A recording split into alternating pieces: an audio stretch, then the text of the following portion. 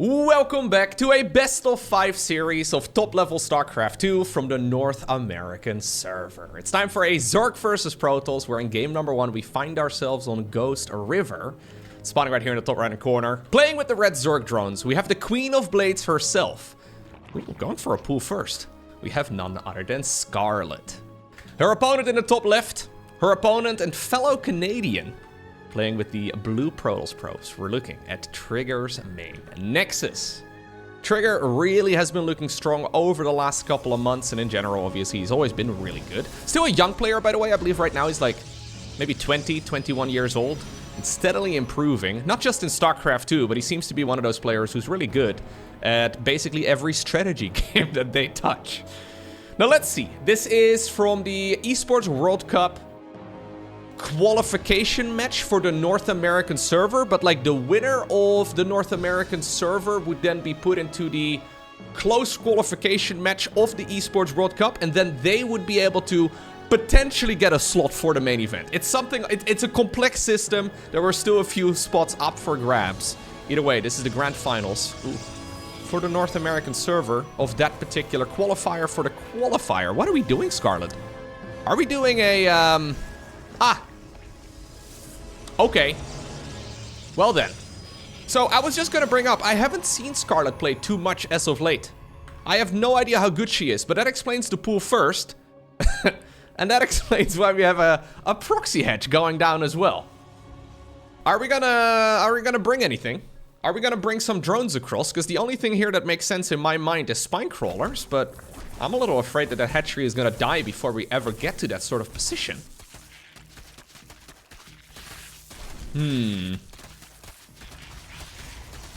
This always tells me a lot, though. Whenever players start cheesing like this, I always immediately wonder if they're just not comfortable playing the macro game right now.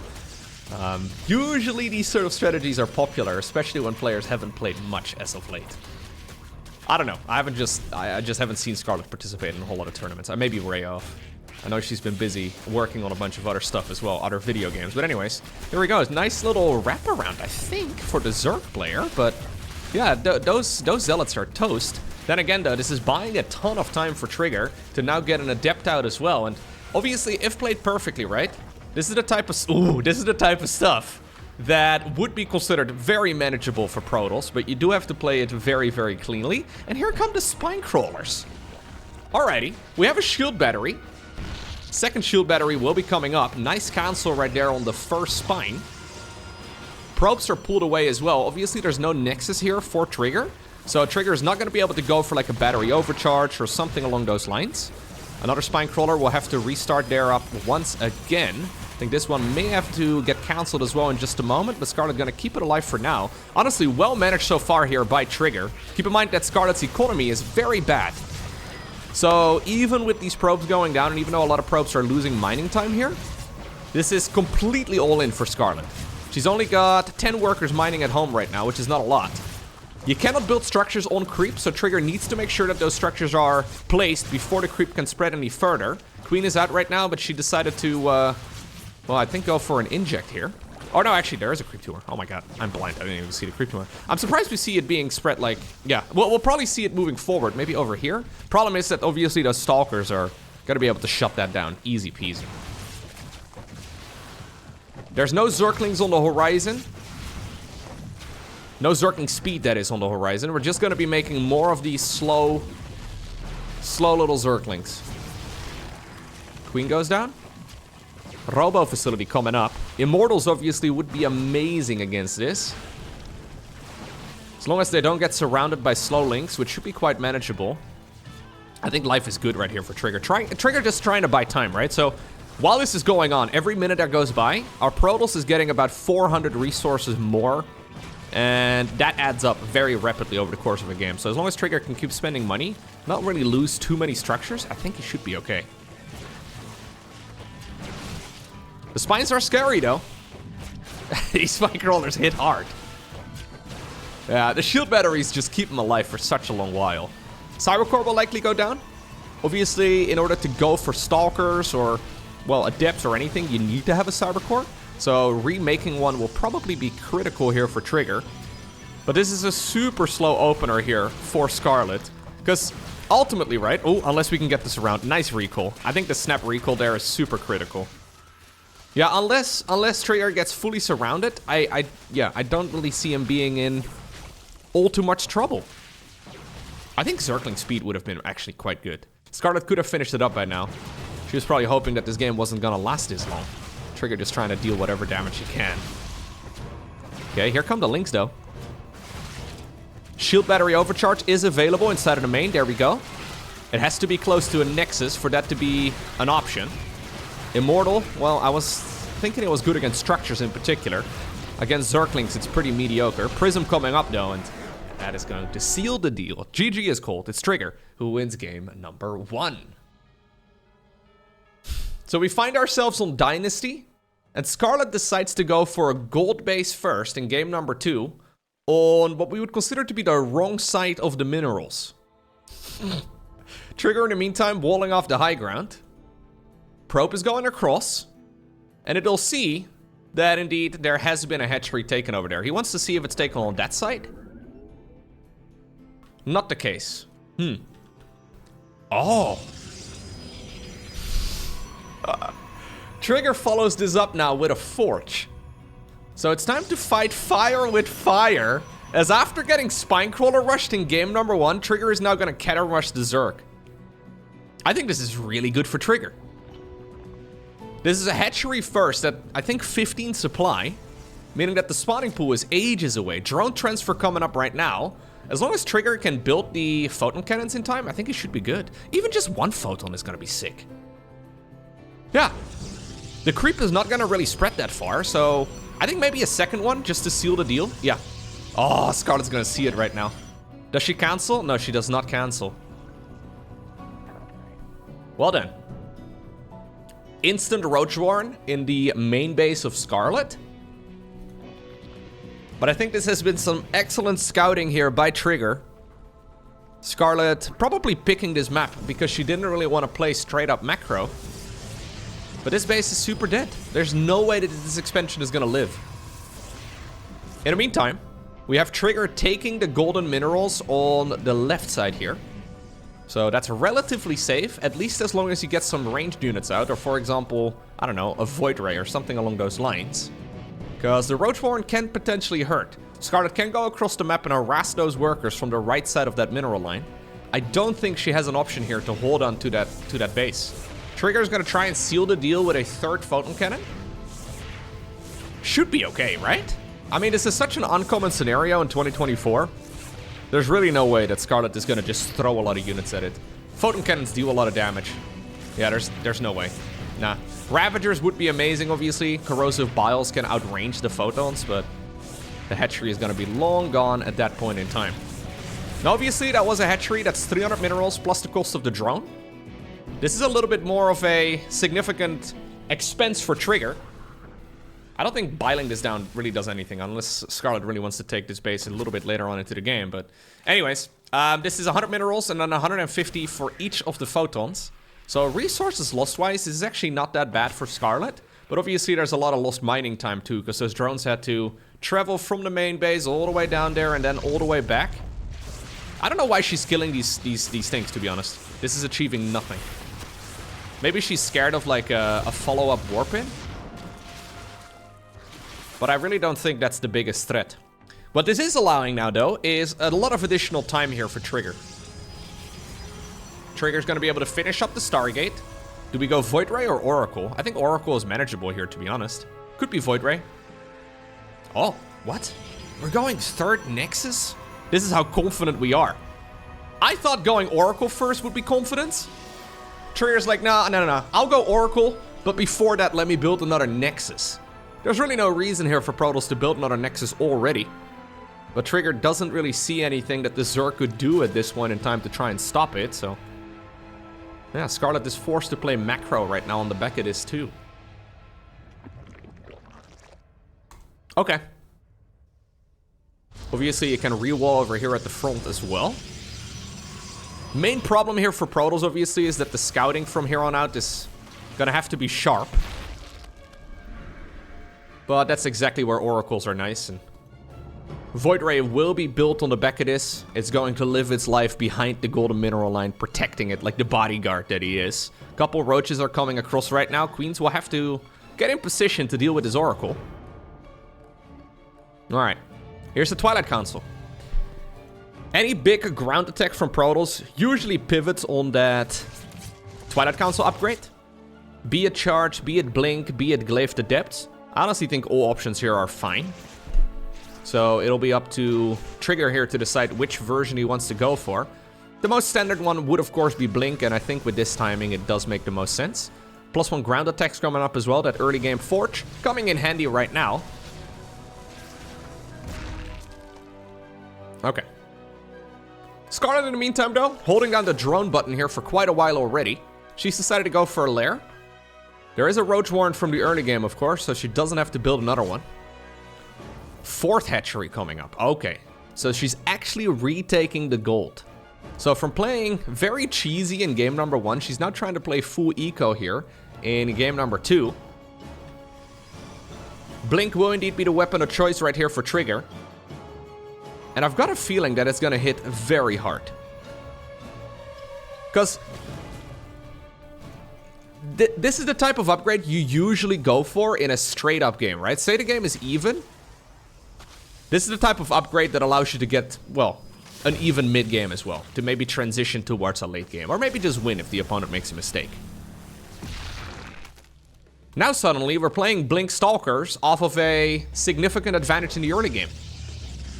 Trigger has got more tech. He's had more workers for the majority of all of this. Yeah, right now, I mean, look at this absolute roller coaster. Right now, obviously, there's a chance here for Scarlett to catch up in that department, and those golden minerals are gonna help for sure. But she's gonna have to start making units here very, very soon, because the Stalkers are already coming across. All of the timings here that the Zerg is used to are gonna be out of whack. You would normally expect, okay, I can get away with about 66 workers, then I have to make a round of units, and then maybe I can drone after the first Stalker aggression shuts it down. And I've got a feeling that unless Hydras come out really soon, and they get all of their upgrades done, Scarlett's gonna be in a world of trouble. Here's Trigger, finishing gateways 5, 6, 7, and 8. Obviously, this middle of the map position is also really good for Protoss to attack into. Not a lot of creep here. Roach speed is not even done yet. Unless all of those upgrades finish. I mean, they will probably finish eventually, but I'm a little afraid that Trigger is not gonna let this advantage slide right now. Nice little bit of Stalker micro as well. That's so many Stalkers. Choke point here is not bad though for Scarlett. Keep in mind that at this point... Oh, she has the golden mineral line, but she actually hasn't... Okay, transferred any drones. She really needs to transfer drones in that direction ASAP. Hydra DPS is much higher than Roach's.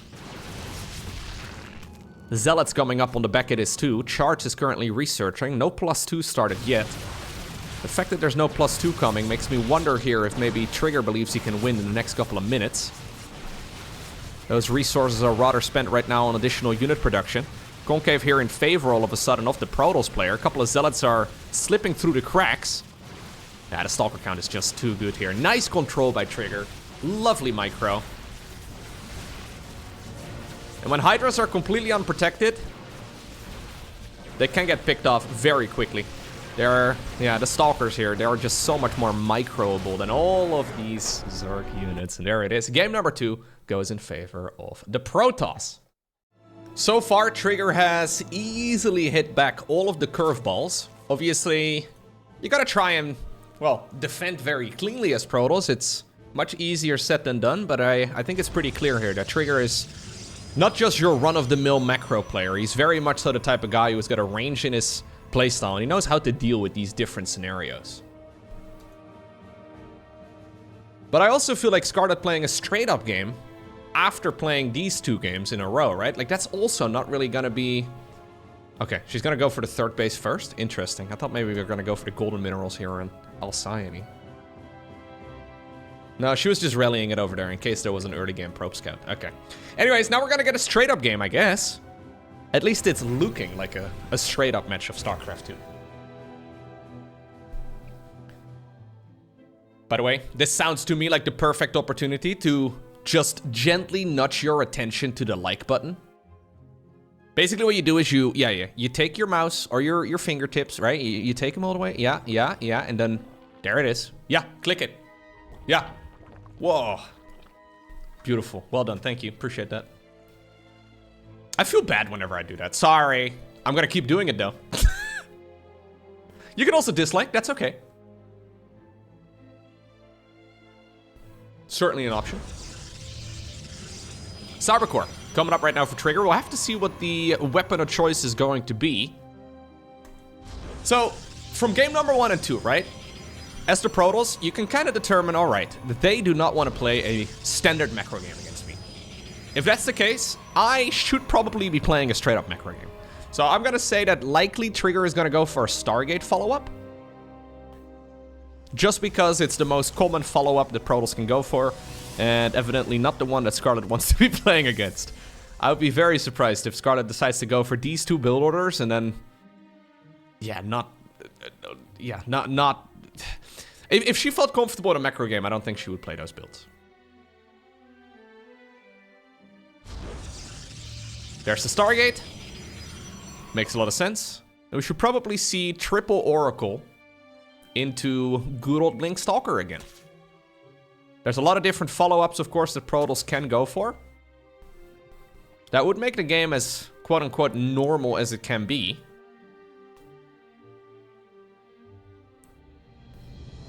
I guess we'll find out in just a moment. I mentioned earlier, by the way, that Trigger seems to be one of those players who's very good at playing different types of RTS games as well, and different strategy games. Scarlett is another one of those players. If you've ever seen her play any other game that's not StarCraft, she seems to... Like, I get pretty decent at games because I grind a lot of hours, and then at some point I'm you know, not terrible, right? That's usually how I do it. I brute force it, I face tank it, right? At some point, I tend to be half decent at video games if I try them hard enough. Scarlett seems to be able to pick up games and just immediately be good. Figure out all of the nuances right away, and... I know for some time in the StarCraft community, I don't think that's still going on. I stopped playing anyways at some point.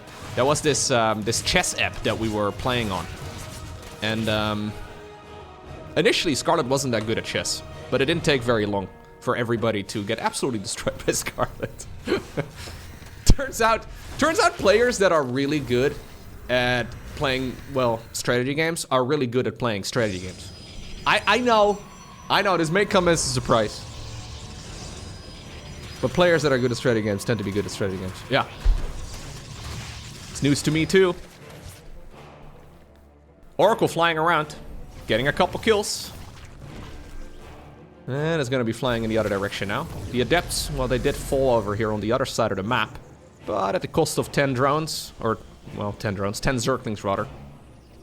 Not a bad idea. Okay. Twilight Council on the back of this. I used to think I was good at video games when it was just me and my schoolmates. Like, I used to think I was good at chess too when it was just everybody else at elementary school. I was really good at elementary school chess. Oh, yeah. Yeah, I would walk around with my chest puffed up and everything, and then the internet happened. And yeah, and then the internet happens, and you realize, nope, you actually suck. It's actually insane. It's really good for your ego, I guess. So far, this game is going well here for Trigger. Yeah. Ooh, the follow-up is not going to be Blinky Boys. Instead, we're gonna go into Charge.